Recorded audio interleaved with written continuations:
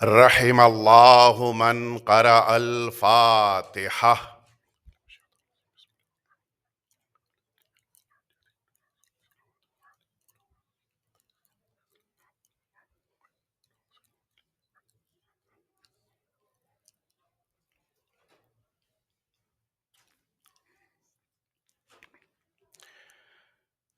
لا حول ولا قوة الا باللہ العلی العظیم۔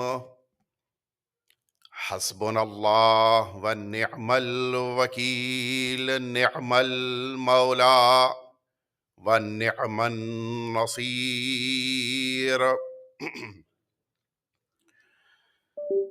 اعوذ باللہ من الشیطان الرجیم، بسم اللہ الرحمن الرحیم۔ الحمد للہ الذی لا یبلغ مدحتہ القائلون ولا یحصی نعماءہ العادون ولا یؤدی حقہ المجتہدون، ثم الصلاة والسلام والتحیۃ والاکرام علی سید الانبیاء والمرسلین، سیدنا و مولانا ابی القاسم محمد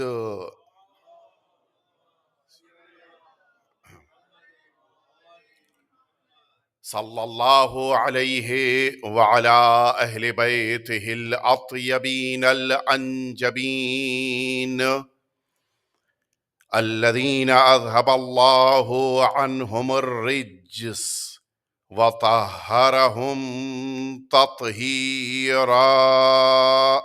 اللہم صلی علی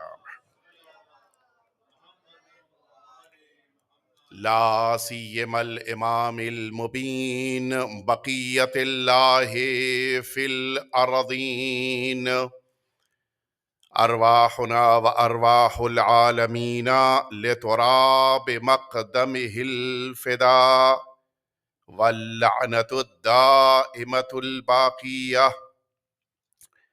علی اعدائہم اجمعین، اما بعد،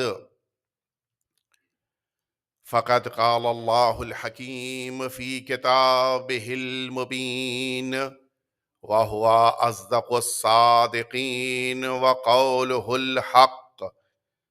بسم اللہ الرحمن الرحیم، والفجر ولیال عشر۔ ایک دفعہ آپ سبھی حضرات مل جل کے صلوات بھیج دیجئے۔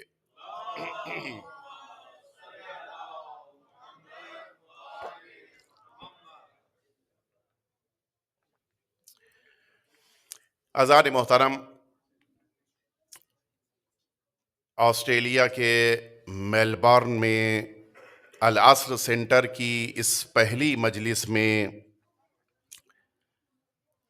آپ سبھی یہاں پر جمع ہوئے ہیں تاکہ اس عظیم الشان یاد کو جو انسانیت کے لیے اللہ رب العزت کی ایک عظیم نعمت اور اللہ کا ایک عظیم تحفہ ہے، اسے یاد کرتے ہوئے آپ سرزمین کربلا کے مصائب اور وہاں کے ان ظلم و جور کا ماتم کریں جو اہل بیت اطہار اور سرکار سید الشہداء کے اصحاب و انصار پر ڈھائے گئے۔ ظاہر ہے کہ آج کا پہلا دن ہم سبھی کو موضوع سے بھی متعارف ہونا ہے، اور ساتھ ہی ساتھ آج کی گفتگو بھی آپ کے ذہنوں تک پہنچانی ہے۔ فلسفہ عزاداری کے عنوان سے چند باتیں آپ کی خدمت میں ان مجالس عزا میں اس عشرے میں عرض کی جائیں گی، لیکن آج جس بات کو میں آپ کے سامنے عرض کرنا چاہتا ہوں وہ سرکار سید الشہداء کے اس غم سے متعلق، جو یہ غم ہم سب کے درمیان اس سال بھی آیا اور ہم سب اس کو منانے جا رہے ہیں۔ اس غم سے متعلق ایک سوال ہمارے ذہنوں میں پیدا ہوتا ہے، اور اگر نہ بھی پیدا ہو تو بہت سارے افراد یہ سوال پوچھتے ہیں، لہٰذا ہمارے پاس اس کا جواب ہونا چاہیے۔ وہ سوال کیا ہے؟ آئیے اس سوال کی طرف میں آپ کو لے کر چلوں اور یہیں سے آج کی پہلی گفتگو آپ کے ذہنوں تک منتقل کرنے کی کوشش کروں۔ دنیا میں بہت سے حادثات، واقعات رونما ہوئے اور ہو رہے ہیں، لیکن ان واقعات کے درمیان، ان حادثات اور سانحات کے درمیان ہم نے یہ خاص بات محسوس کی ہے کہ یہ واقعات زیادہ دن تک نہیں رہ پاتے اور لوگ انہیں بھلا دیتے ہیں۔ لیکن ایک واقعہ ہے کہ جو ہمارے درمیان سرزمین کربلا پر رونما ہوا، کہ جس واقعے سے پہلے بھی بہت سے حادثات اور واقعات رونما ہوئے اور اس واقعے کے بعد بھی مسلسل واقعات رونما ہو رہے ہیں، لیکن نہ کربلا سے قبل کے واقعات کو یاد رکھا گیا، نہ کربلا کے بعد کے واقعات کو کوئی یاد کرتا ہے۔ آخر وجہ کیا ہے کہ سرزمین کربلا کے ان واقعات کو، آقا سرکار سید الشہداء کی قربانی کو، ان تمام مظالم کو آج بھی یہ قوم اپنے سینے سے لگائے ہوئے ہے اور ہر سال اسی جوش کے ساتھ، اسی خلوص کے ساتھ، اسی جذبے کے ساتھ ان واقعات کربلا کا ذکر ہوتا ہے۔ آخر وجہ کیا ہے؟ کیا ریزن ہے؟ کیا سبب ہے کہ ہم سب واقعات کربلا کو نہ فراموش کر رہے ہیں، نہ ہی کسی موقع پر بھلا پا رہے ہیں؟ یا آخر وجہ کیا ہے؟ کوئی تو ایسی خاص بات ہے کہ جس کی بنا پر ان واقعات کربلا کو ہم سب نے یاد رکھا ہے، اور اس سال پھر ہم ان واقعات کو دہرانے جا رہے ہیں اور مصائب کے موقع پر ہم گریہ کریں گے۔ اس کی وجہ، اس کا سبب اور اس کے ریزن کو ہمیں تلاش کرنا ہے، اور اسی پر ہماری گفتگو مکمل ہو جائے گی۔ تقریباً جو ہماری گفتگو کا محور ہے آج کا یہی ہے، لہٰذا اس پر ہم اگر توجہ دے لے گئے تو ہم ایک اہم پیغام کی طرف، ایک اہم میسج کی طرف آپ کو لے کر آئیں گے کہ جو واقعاً ہم سب کی زندگیوں کے لیے بڑا اہم ہے، اور اسی کی بنا پر ہم اپنی زندگیوں کو ایسی زندگی بنا سکتے ہیں کہ جس میں فنا نہیں پائی جاتی ہے۔ آپ اگر غور کریں، سوال آپ کے ذہن میں محفوظ ہے کہ کیوں سارے واقعات بھلا دیے گئے لیکن واقعات کربلا کو آج بھی بشریت نے یاد رکھا ہے؟ وجہ کیا ہے؟ آئیے میں آپ کو لے کر چلوں کہ یہ جو دنیا میں واقعات اور حادثات رونما ہو رہے ہیں، ان کی عمر کتنی ہے، ان کی ایج کتنی ہے، کتنے دن کی ہیں؟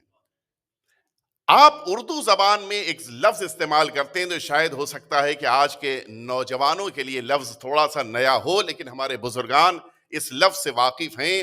ہم اردو زبان میں باسی لفظ استعمال کرتے ہیں۔ باسی یعنی پرانا۔ کس موقع پر استعمال کرتے ہیں؟ مثال کے طور پہ ابھی تو زمانہ ذرا تبدیل ہو گیا، اور اب ہم لوگ اپنی خبروں کو حاصل کرنے کے لیے نارملی کوشش کرتے ہیں کہ سوشل میڈیا پر جائیں۔ ایک زمانہ تھا کہ یہ اخباروں کے ذریعے سے، نیوز پیپر کے ذریعے سے خبریں ہم تک پہنچتی تھیں۔ مجھے بھی یاد ہے اپنی اسٹوڈنٹ لائف میں بڑا شوق ہوتا تھا کہ مارننگ میں اٹھ کر سب سے پہلے ہم پڑھیں اخبار، اور اس کوشش میں ہوتا یہ تھا کہ بقیہ سے سبقت لے جانے کے لیے جلدی پہنچ جائیں دروازے تک، تاکہ ہم کو نیوز پیپر مل جائے اور ہم آج کی تازہ خبریں۔ اور اس کوشش میں کبھی کبھی ایسا بھی ہوتا تھا کہ بقیہ سارے صبح کے ضروری کام بعد میں، نیوز پیپر پہلے پڑھا جائے۔ کیوں؟ خبریں پہلے، سب سے پہلے مجھے ملنی چاہیے۔ مارننگ میں جس موقع کے اوپر ایک جوان کے قدم اپنے مین ڈور کی طرف بڑھ رہے ہوں کہ وہ ہاکر نے لا کر نیوز پیپر ڈالا ہوگا، مجھے سب سے پہلے آج اسے پڑھنا ہے، اور اس کے قدم تیزی کے ساتھ، بڑے ہی توجہ کے ساتھ آگے بڑھ رہے ہوں، اور پیچھے سے اچانک ماں کی آواز آ جائے کہ بیٹا نیوز پیپر لینے نہ جاؤ اس لیے کہ آج ہاکر نہیں آیا۔ کیا گزر جائے گی اس کے اوپر، دل پہ آپ ذرا سوچئے، عجیب کیفیت۔ اور جب اس کے قدم مایوسی کے ساتھ واپس پلٹ رہے تھے تو ماں نے یہ دیکھ کر کہ اس کا دل ذرا سا زخمی ہو گیا ہے، اس کے دل پہ ذرا مرہم رکھ دیا جائے، ماں نے یہ کہہ دیا کہ کیوں پریشان ہوتے ہو بیٹا، اگر آج کے نیوز پیپر نہیں آیا ہے اتنا ٹینشن نہ لو، اتنے پریشان نہ ہو، کل کا نیوز پیپر رکھا ہے اسے دوبارہ پڑھ لو۔ آپ انصاف سے بتائیں، پہلی خبر سن کر کے نیوز پیپر نہیں آیا زیادہ تکلیف ہوئی تھی، یا اس دوسری بات کو سن کر زیادہ غم ہوا ہے؟ یہ دوسری زیادہ تکلیف کیوں؟ اس لیے کہ یہ بچہ تڑپ کے اپنی جوان اپنی ماں سے کہے گا کہ ممی آپ کیا بات کر رہی ہیں، وہ نیوز پیپر تو باسی ہو گیا، پرانا ہو گیا، اب اس نیوز پیپر میں ایسی کوئی بات نہیں رہ گئی کہ جس کو پڑھا جائے۔ بس میں آپ کی توجہ چاہتا ہوں، آپ انصاف سے بتائیں، وہ جو کل کے نیوز پیپر میں خبریں چھپی تھیں کیا وہ 10 سال پرانی چھپی تھیں؟ 1 سال پرانی، 1 مہینے پرانی چھپی تھیں، 1 ہفتے پرانی نہیں، اس کل کے نیوز پیپر میں وہ خبریں چھپی تھیں جو پرسوں دنیا میں رونما ہوئی تھیں۔ آپ توجہ فرمائیں، جو واقعات پرسوں دنیا میں رونما ہوئے تھے ان واقعات کو کل آپ نے پڑھ لیا تھا، آج دوبارہ ان واقعات کو اس نیوز پیپر میں آپ پڑھنے پر تیار نہیں ہیں۔ اس کے معنی ہے کہ دنیا کے واقعات کی عمر 24 گھنٹے سے زیادہ کی نہیں ہوتی ہے۔ اور فرمایا اپنے 24 گھنٹے کے بعد دوبارہ آپ اس خبر کی طرف توجہ دینے پر تیار نہیں ہیں، اور یہاں عجیب کیفیت ہے، نہ 10 سال پرانا واقعہ ہے، نہ 100 سال پرانا واقعہ ہے، نہ 200 سال پرانا واقعہ ہے، 1000 سال سے زیادہ آج واقعات کربلا کو ہو چکے ہیں، اس کے باوجود عالم یہ ہے کہ ابھی بھی کربلا کا واقعہ تازہ لگتا ہے۔ اور فرمانے بالکل ابھی بھی یہ واقعات کربلا تازے محسوس ہوتے ہیں، بالکل ایسے لگتے ہیں کہ بالکل ابھی رونما ہوئے ہیں۔ آخر کیوں؟ وجہ کیا ہے؟ ایک اور لفظ کی طرف میں متوجہ کرا دوں تاکہ اصل بات آپ کے ذہن تک آسانی سے پہنچ جائے۔ میں کوشش یہی کرتا ہوں کہ لفظوں کو پہلے واضح کر دیا جائے، پھر اصل بات کو آپ کے سامنے عرض کیا جائے۔ اگر آپ غور فرمائیں، دنیا کے جتنے واقعات ہیں ان کے لیے ایک لفظ جملہ استعمال کیا جاتا ہے اردو زبان میں کہ وقت سب سے بڑا مرہم ہوتا ہے۔ کہتے نہیں کہتے ہیں؟ یہ بزرگان موجود ہیں ہماری اردو زبان میں، اس کو بڑی اہمیت ہے، اور ہے بھی، ریئلٹی یہی ہے، ایکچول میں ایسا ہی ہوتا ہے کہ واقعات وقت گزرنے کے ساتھ مندمل ہو جاتا ہے، زخم بھر جاتا ہے، اور پھر یہ انسان کو توجہ ہی نہیں رہتی کہ کچھ ہوا بھی تھا۔ مثال کے طور پہ گھر میں اگر خدا نہ کرے جنازہ رکھا ہے، ماں رو رہی ہے، تڑپ رہی ہے، گریہ کر رہی ہے، بکا ہو رہا ہے، غش پہ غش آ رہے ہیں، نہ کھانے کا احساس ہے نہ پانی کا احساس ہے، اگر پانی دے بھی دیا جائے تو پینے پہ تیار، کیوں؟ بیٹے کا جنازہ گھر پہ دروازے کے اندر، گھر کے اندر رکھا ہوا ہے۔ کچھ ہی دیر کے بعد یہ جنازہ گھر سے اٹھا، گھر کے باہر جا رہا ہے، کچھ لوگ جنازہ لے کے جا رہے ہیں، اب وہ ماں رو رہی ہے لیکن وہ کیفیت نہیں ہے جو ابھی آدھا گھنٹہ پہلے تھی۔ مجلس سوم ہو رہی ہے، بعضیوں میں مجلس پنجم ہوتی ہے، یہ مجلس منعقد ہو رہی ہے، ماں گریہ کر رہی، لیکن وہ کیفیت نہیں ہے جو اس وقت تھی جب جنازہ گھر میں تھا۔ چہلم کی مجلس کا موقع آیا، ماں رو رہی ہے، لیکن وہ رونے کی کیفیت نہیں ہے جو اس موقع پر تھی جب جنازہ تھا۔ 1 سال گزر گئے، وہی دن آ گیا جس دن بیٹے کا انتقال ہوا تھا، مجلس برسی ہو رہی ہے، لیکن آج وہ کیفیت نہیں ہے۔ پانی آ گیا تو پی لیا اس نے، ایسا نہیں ہے کہ آج غش آ رہا ہو، ایسا نہیں ہے کہ آج بے ہوش ہو رہی ہو، بلکہ اس کی کیفیت یہ ہے کہ گریہ شدید ہے، لیکن 1 سال پہلے والا نہیں ہے۔ آج 1 سال پرانا ہو جانے کی بنا پر واقعہ اتنا غمزدہ محسوس نہیں ہو رہا ہے۔ 10 سال، 12 سال، 15 سال گزر گئے۔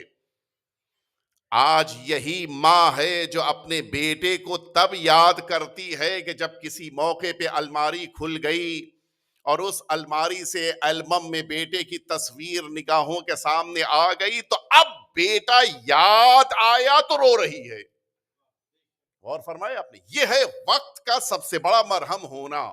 سب سے زیادہ جو انسان کو حوصلہ ملتا ہے یہ وقت کی بنا پر۔ وقت گزر گیا، اس بیٹے کو ماں نے 10 سال 15 سال کے بعد بھلا دیا. اب عالم یہ ہے کہ جو سب سے زیادہ چاہنے والی ماں ہے وہی ماں اپنے بیٹے کے غم کو یاد کرنے کے لیے بہانے ڈھونڈ رہی ہے. فوٹو دکھ جائے تو بیٹا یاد آ جائے, گریہ کر لیا جائے. البم سامنے آ جائے تو بیٹے پہ ماتم کر لیا جائے. آپ کچھ توجہ فرما رہے ہیں؟ دنیا میں سب سے زیادہ چاہنے والی ماں اپنے بیٹے کے غم کو بھول جاتی ہے. کیوں؟ اس لیے کہ وقت سب سے بڑا مرہم ہوتا ہے. بس مجھے جملہ کہنے دی, آپ کے ذہنوں کے حوالے کر رہا ہوں. ایک ماں اپنے بیٹے کے غم کو بھلا سکتی ہے, لیکن اے میرے پروردگار یہ عجیب کیفیت ہے. ماں تو اپنے بیٹے کے غم کو بھلا سکتی ہے, لیکن یہ قوم امام حسین کے غم کو نہیں بھلاتی ہے. ایک دفعہ مل جل کے صلوات بھیج دیں آپ حضرات.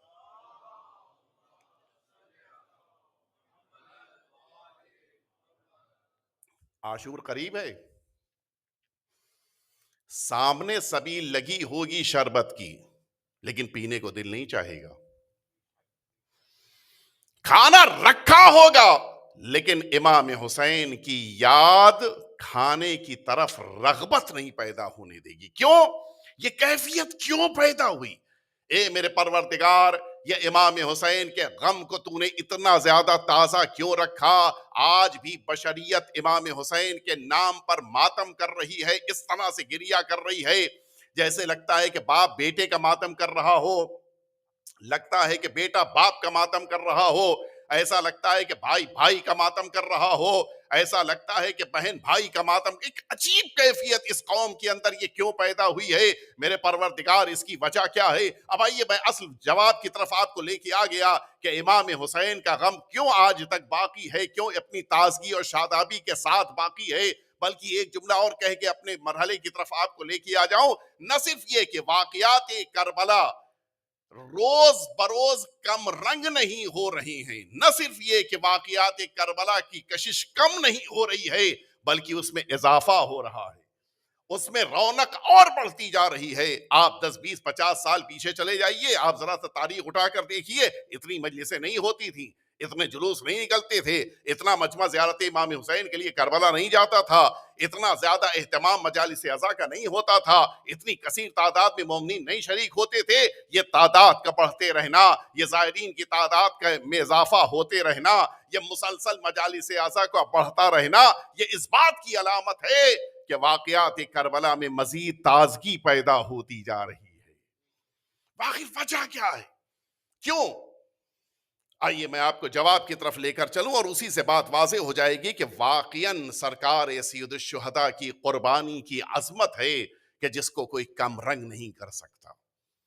دیکھیے, اب یہاں سے میں چاہوں گا کہ پوری توجہ آپ کی میرے ساتھ رہے. دنیا کے جتنے واقعات ہیں, جتنے حادثات ہیں, جتنے بھی چیزیں رونما ہوتی ہیں, وہ 4 وجہیں ہیں کہ جن کی بنا پر باقی رہتی ہیں, 4 بنیادیں ہیں. اچھا, اگر آپ مناسب سمجھے تھوڑا سا سلوات بھیج کے قریب آ جائیے, مل جل کے سلوات بھیج دیجیے, آگے کی تشریف لے آئیے.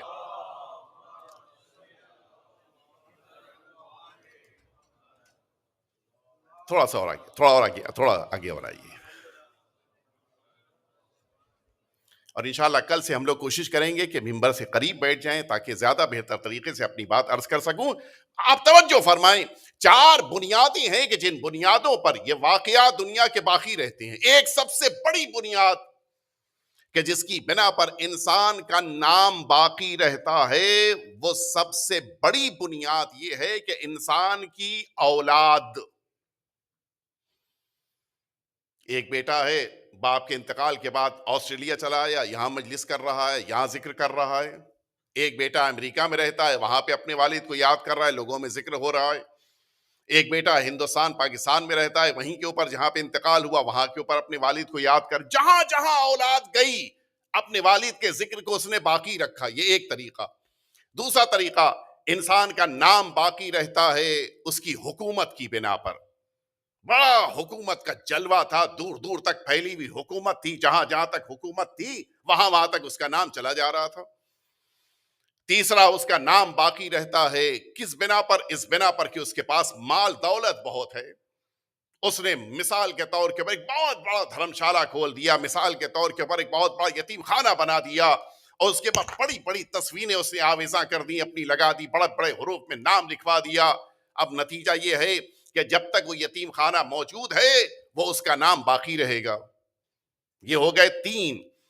4, انسان کا نام باقی رہتا ہے اس کے چاہنے والوں کی بنا پہ، جو آپ کی زبان میں فالوورز کی بنا پہ.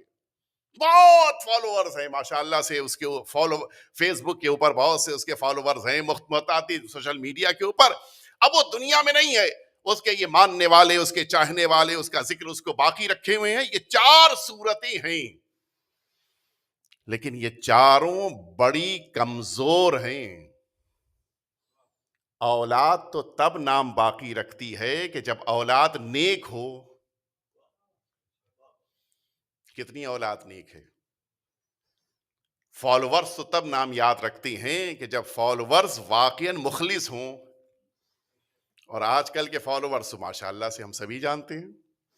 حکومت نام تب باقی رکھتی ہے جب حکومت باقی رہتی ہے. نہیں پتا جملے پہ توجہ دی نہیں دی آپ نے. حکومت 5 سال میں بدل گئی، نام بدل گیا. بڑی بڑی ہورڈنگ لگی ہوئی تھی، 5 سال میں حکومت گئی، ہورڈنگ بھی چلی گئی. وہ بڑے بڑے مجسمے آپ نے دیکھا، میں نام نہیں لینا چاہتا، دنیا کے مختلف ملکوں میں بڑے بڑے مجسمے لگے تھے. حکومت بدلی، وہی اکڑ میں اکڑ کے جو رکھا گیا تھا مجسمہ وہ زمین پہ سجدہ کر رہا تھا. حکومت بڑا محدود نام دیتی ہے، اور دولت تو اور ہی زیادہ انسان کے نام کو پانی اور مٹی میں ملا دیتی ہے. دولت گئی، نام گیا. بڑا سا دھرمشالہ کھولا تھا، ایک دن جو زلزلہ آیا دھرمشالہ گرا، نام بھی گر گیا. ہوا نہیں ہوا؟ اب آپ انصاف سے بتائیں کہ ان 4 میں اگر واقعاً کربلا کا نام اور امام حسین کا نام بچا ہے تو ان 4 میں کس کی بنا پر بچا ہے؟ اگر لڑکوں کی اولاد کی بنا پر نام بچنے والا ہوتا تو یزید کے کتنے لڑکے تھے؟ یزید کی اولاد کا ذکر 12-13 تک آیا ہے، اور میدان کربلا میں آقا کا صرف ایک بیٹا شہادت سے محفوظ رہا. تو اگر اولاد کی کثرت نام کو باقی رکھتی ہے تو یزید کے لڑکے زیادہ تھے. البتہ یہ توجہ رہے، آقا کا نام اولاد کی بنا پر باقی ہے، لیکن میں دوسرے زاویے سے کہہ رہا ہوں، ذہن میں رہے. اگر حکومت کی بنا پہ نام باقی رہتا ہے تو ظاہری حکومت تو یزید کے پاس تھی، وہاں تو بہت بڑی حکومت تھی، دور دور تک حکومت تھی، اس کا نام باقی رہنا چاہیے تھا. اگر واقعی طور کے اوپر مال کی بنا پر نام باقی رہتا ہے تو کربلا میں مال ظاہری طور پہ کدھر تھا؟ ادھر کھانے پک رہے ہیں، ادھر گھوڑے ہیں، ادھر تلواریں ہیں، ادھر فوج ہے، ادھر افراد ہیں، ادھر سب کچھ ہے ظاہری طور پہ، ادھر کیا ہے؟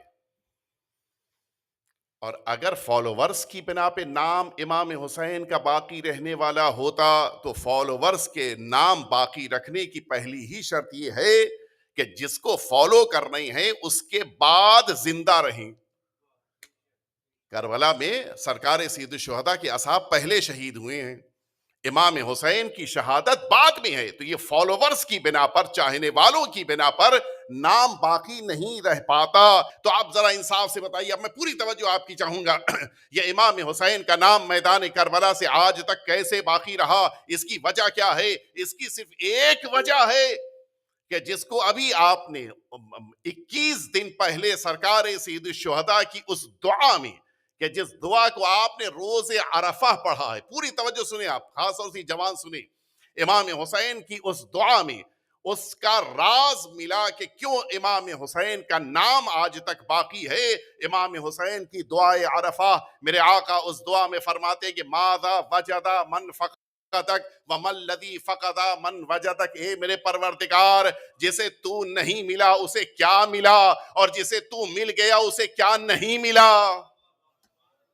ایک دفعہ مل جل کے صلوات بھیج دیں آپ حضرات.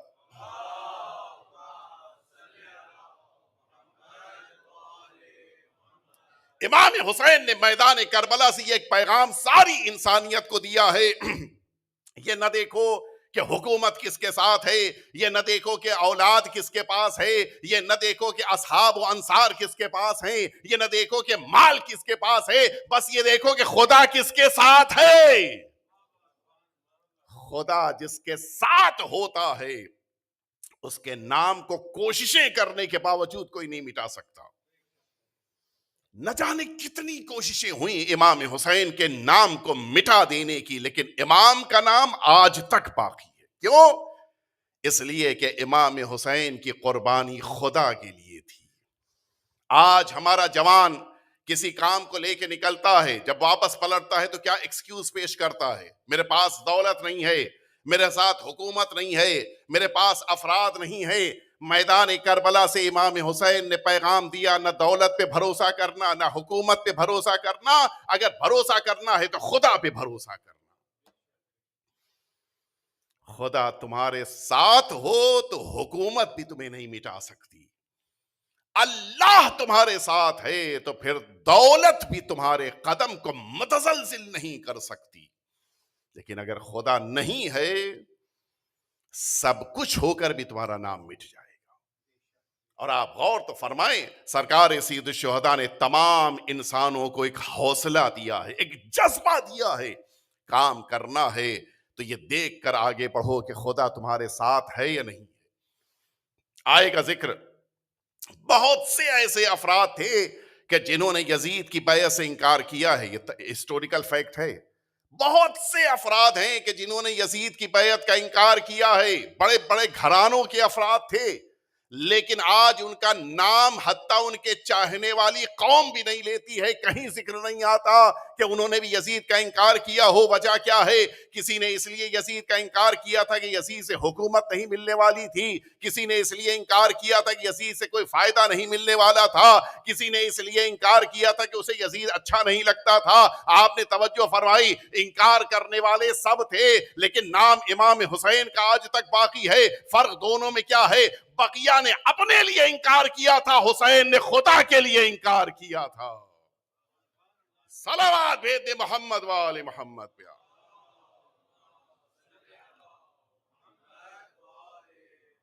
جو نام خدا کے لیے، جو کام خدا کے نام کے لیے ہوتا ہے وہ باقی رہتا ہے، اور جو خدا کے لیے نہیں ہوتا وہ مٹ جاتا ہے. آئیے اس سال محرم میں خدا کے لیے کام کیجیے. آئیے اس سال محرم میں امام حسین کے لیے کام کیجیے. آئیے، اس لیے کہ نام حسین نام خدا سے ایسا جڑ گیا ہے کہ اب ذکر حسین ذکر پروردگار ہے. ذکر پروردگار ذکر حسین کی بنا پر ہے. باقی رہنا ہے تو خادم حسین بن جائیے. اگر فنا سے خود کو بچانا ہے تو امام حسین کی بارگاہ میں آئیے. میرا وقت پورا ہو رہا ہے، جلدی میں عرض کروں آپ کی خدمت میں. شاید آپ حضرات میں سے بہت سے ایسے افراد ہوں کہ جو ہندوستان میں شہر لکھنؤ گئے ہوں. ہندوستان کا یہ شہر لکھنؤ کیوں مشہور ہے؟ امام باڑوں کی وجہ سے. امام باڑے اس کے بڑے مشہور ہیں، دنیا سے لوگ آتے ہیں دیکھنے کے لیے. یہ کتنے پرانے امام باڑے ہیں؟ 10 20 40 50 100 نہیں، 250 300 سال پرانے امام باڑے. یہ ہمارے جوان اور بزرگوار موجود ہیں بامبے شہر کے. بامبے کی جو سب سے پرانی بلڈنگز ہیں وہ 100 سال پرانی ہیں، اس سے زیادہ کی نہیں ہے. اس زمانے برٹش کے دور کی 100 سال پرانی بلڈنگ آج اعلان ہے کہ اس میں نہیں رہ سکتے. امام باڑے 250 سال پرانے ہیں، آج بھی باقی ہیں. کچھ غور فرمایا. اچھا میں اور قریب کر دوں، ابھی آپ حضرات شاید اتنے متوجہ نہیں ہوئے. یہی نواب کہ جس نواب نے امام باڑہ بنوایا وہ امام باڑے میں تو نہیں رہتے تھے. یقیناً اپنا محل تھا، بڑا عالی شان رہا ہوگا. جس انجینئر نے امام باڑہ بنایا ہوگا اسی نے تو اس محل کو بھی بنایا ہوگا. لیکن آپ پورا لکھنؤ گھوم کے دیکھائیے، آپ کو امام باڑے ملیں گے، محل نہیں ملیں گے. جبکہ اتنے امام باڑوں کے بنانے والے ان نوابوں کے پاس یقیناً خوبصورت سے خوبصورت، مضبوط سے مضبوط محل رہے ہوں گے. حتیٰ ریزیڈنسی اسی لکھنؤ شہر میں موجود ہے. اس ریزیڈنسی میں محل بھی تھا، مسجد بھی تھی، امام باڑہ بھی تھا. لیکن آپ عجیب ہے، محل گر چکا ہے، امام باڑہ اور مسجد باقی ہے آج بھی. جس موقع کے اوپر اس کے اوپر توپوں سے حملہ ہوا تھا محل گر گیا، نہ مسجد گری، نہ امام باڑہ گرا، آج بھی اس میں عزاداری ہو رہی اسی ریزیڈنسی کے اندر. اس زمانے میں برٹش کے دور میں یہ سب کچھ ہوا. آپ توجہ فرمائیں، محل آج مٹ چکے ہیں، گھر ختم ہو چکے ہیں، قیام گاہیں فنا ہو چکی ہیں، لیکن امام باڑے باقی ہیں. وجہ کیا ہے؟ اللہ یہی پیغام دینا چاہتا ہے، جو چیز امام حسین سے منسوب ہو جاتی ہے وہ ہمیشہ باقی رہتی ہے. مل جل کے صلوات بھیجتے ہیں آپ حضرات.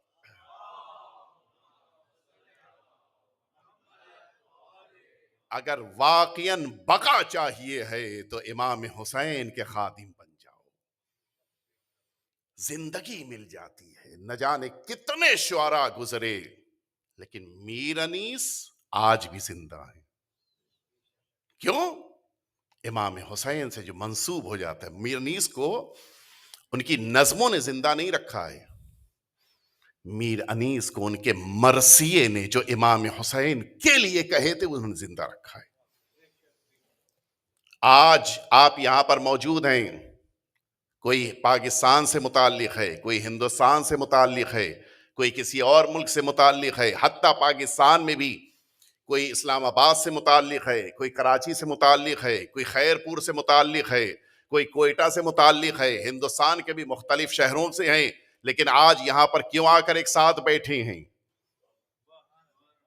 وہ چیز کون سی ہے جو آپ کو یہاں کے اوپر ملا کے رکھے ہوئے ہے، جس نے آپ کو دور دراز علاقوں میں ہونے کے باوجود ایک جگہ پہ لا کر بٹھا دیا، ایک جیسا بنا دیا؟ یہ ذات امام حسین ہے جو مختلف لوگوں کو ایک ساتھ لا کر ملا دیتی ہے. یا مجھے جملہ کہنے دیجئے، پھول الگ الگ طرح کے ہوتے ہیں، الگ الگ رنگ کے ہوتے ہیں، الگ الگ خوشبو کے ہوتے ہیں، لیکن جو گلدستہ بناتا ہے اس کا یہ کمال ہوتا ہے کہ الگ الگ رنگ والے، الگ الگ خوشبو والے پھولوں کو ملا کر ایک گلدستہ بنا دیا جائے. یہ امام حسین کی ذات ہے جنہوں نے مختلف علاقوں سے آنے والوں کو ایک گلدستے میں قرار دے کر فرش عزا پر بٹھا دیا ہے. میرا کروڑوں سلام ہو اس آقا حسین کو جس نے ڈفرنسز کو ختم کر کے سب کو برابر کا درجہ دے دیا ہے. مل جل کے صلوات بھیج دیں آپ حضرات.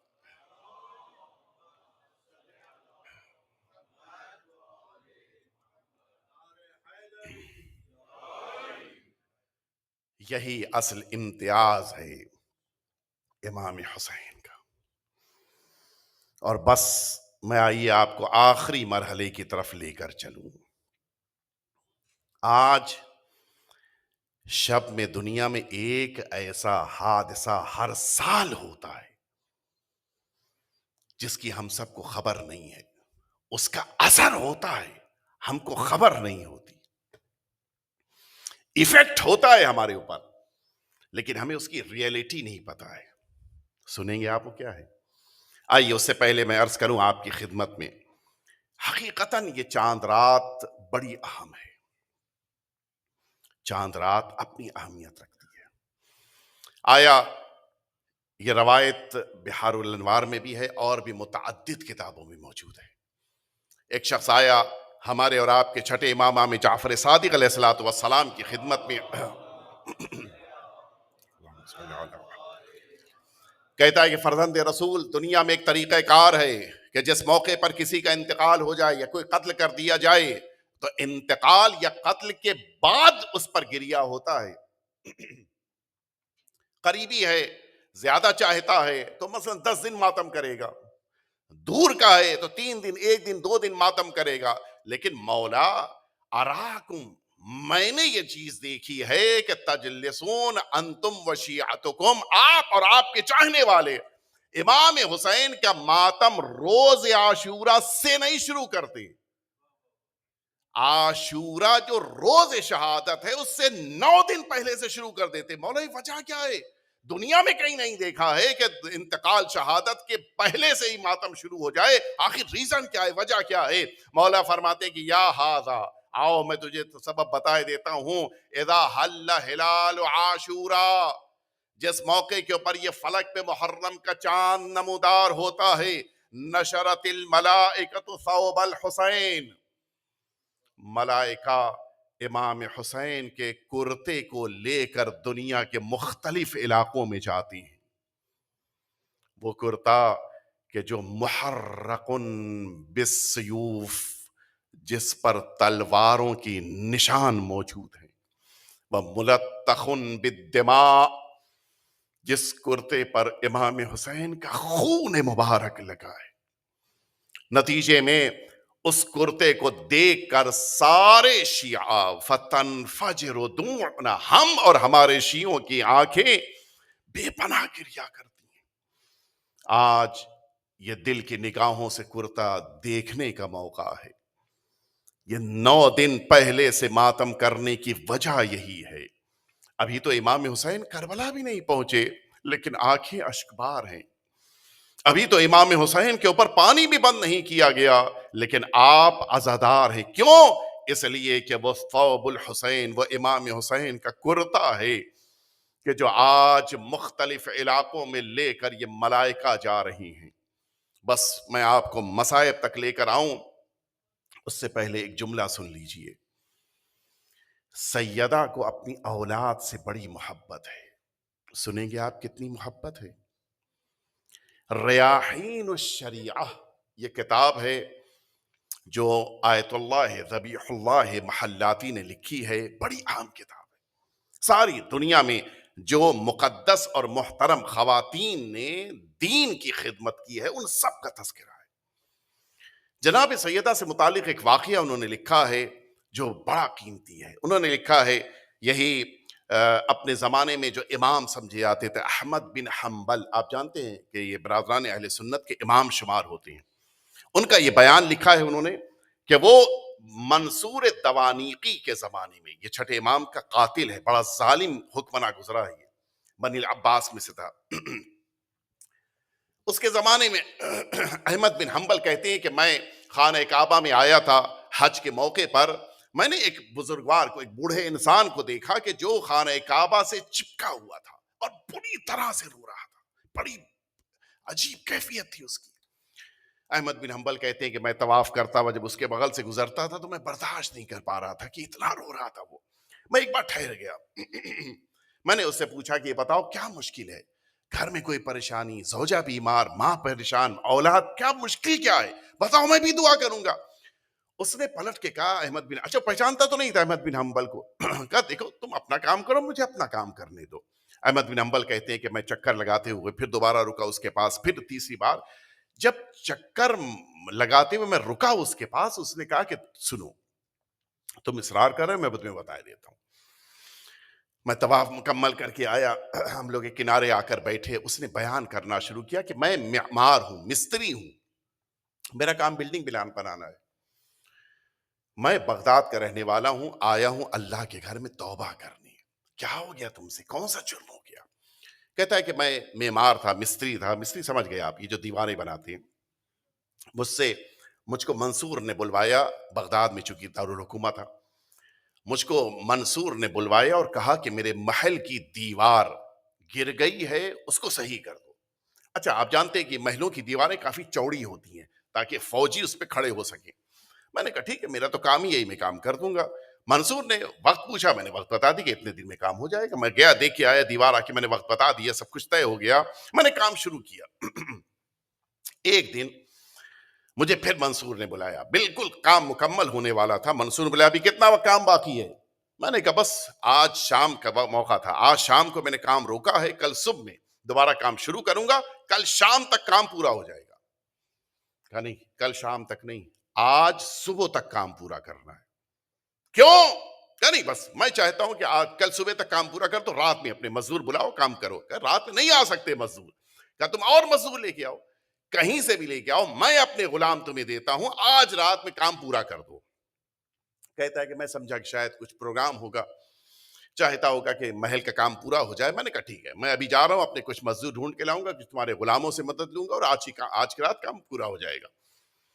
کہا ایسے نہیں، جیسے میں بتاؤں گا ویسے تمہیں کام کرنا ہے۔ کیا کام کرنا ہے؟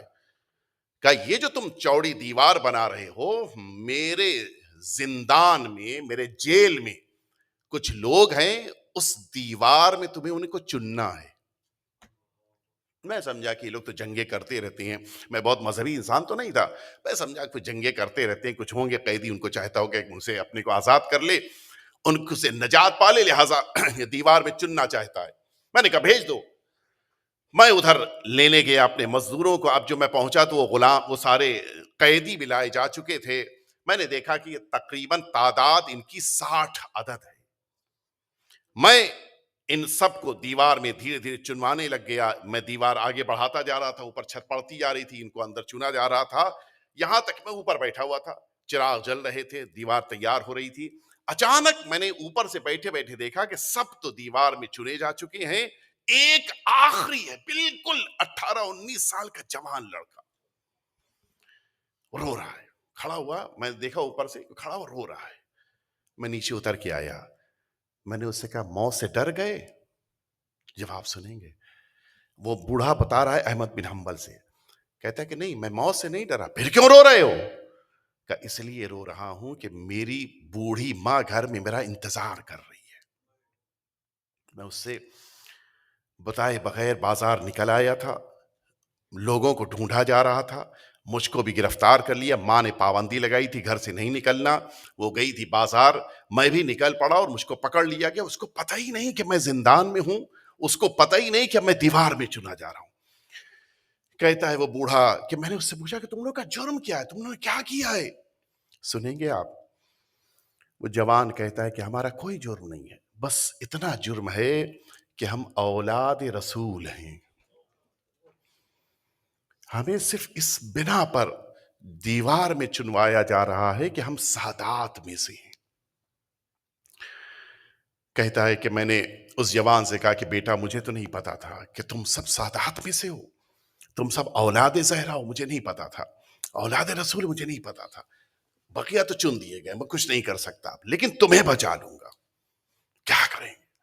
کہ میں تمہیں بچا لوں گا, تمہیں ماں تک پہنچاؤں گا میں.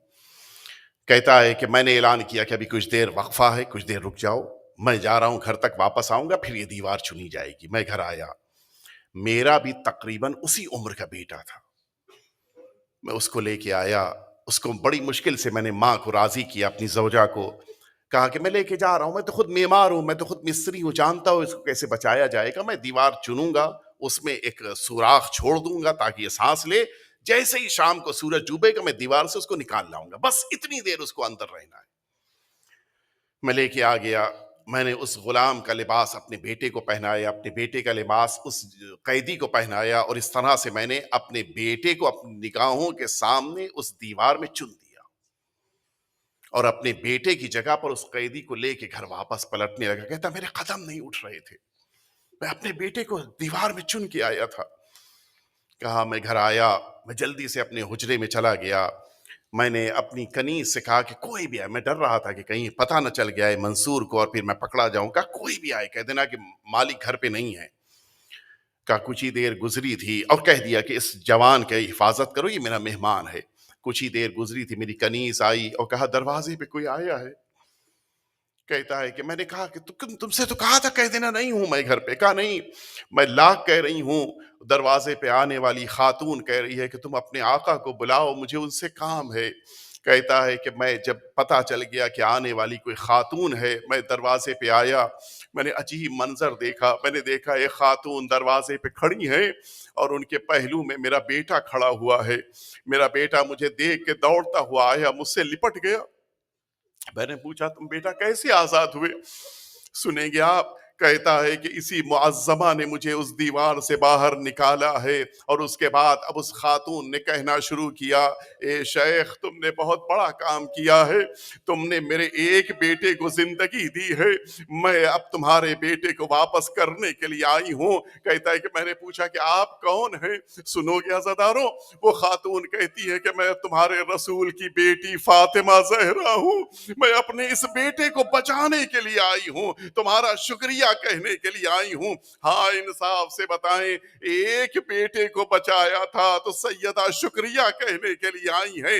ایک بیٹے کو زندگی دی تھی تو سیدہ نے اس کے بیٹے کو زندگی دے دی ہے. آپ انصاف سے بتائیں, جس سیدہ کو ایک بالواسطہ اولاد سے اتنی محبت ہے, اس سیدہ کا کیا عالم ہوا ہوگا جب میدان کربلا میں زہرا کے جگر کے ٹکڑے, زہرا کے بچے شہید کیے جا رہے تھے. اس موقع کے کے اوپر سیدہ کس انداز میں ماتم کر رہی ہوں گی.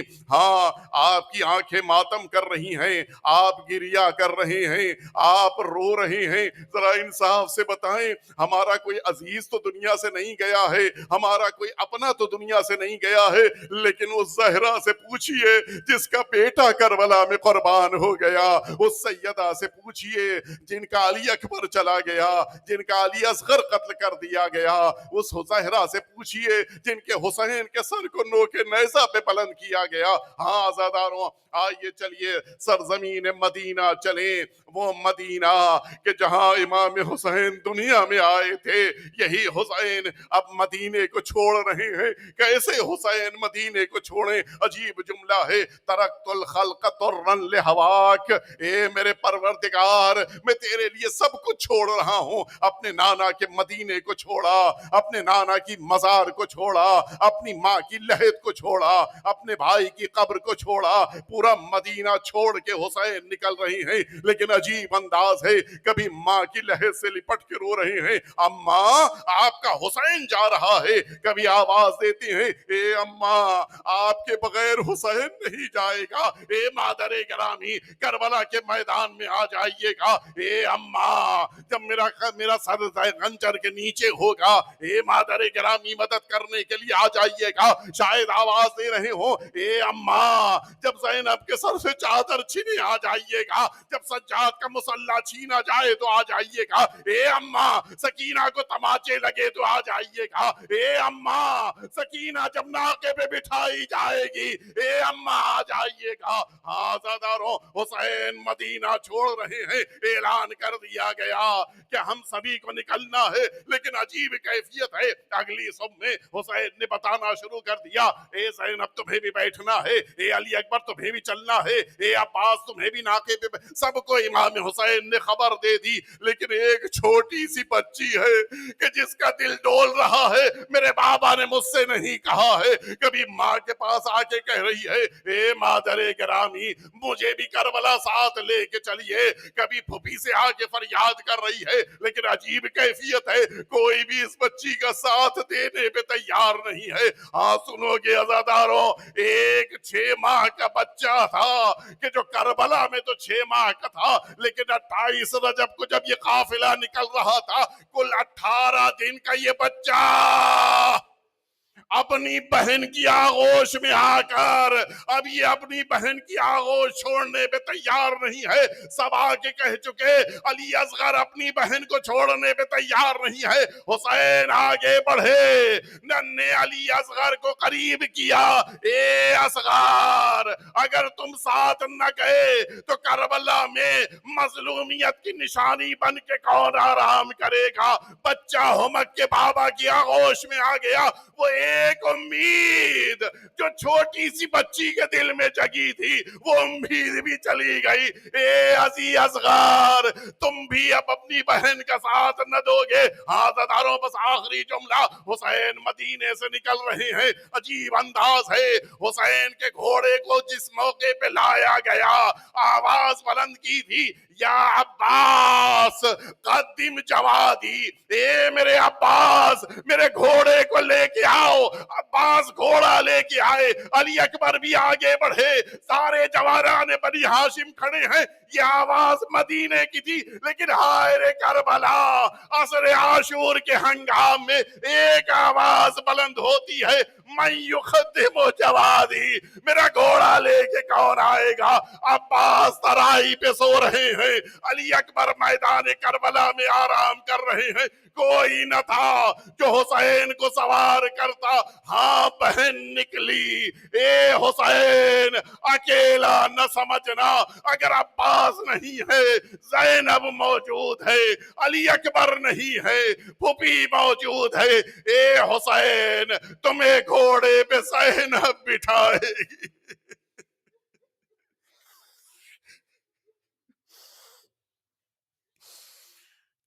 لعنت اللہ علی القوم الظالمین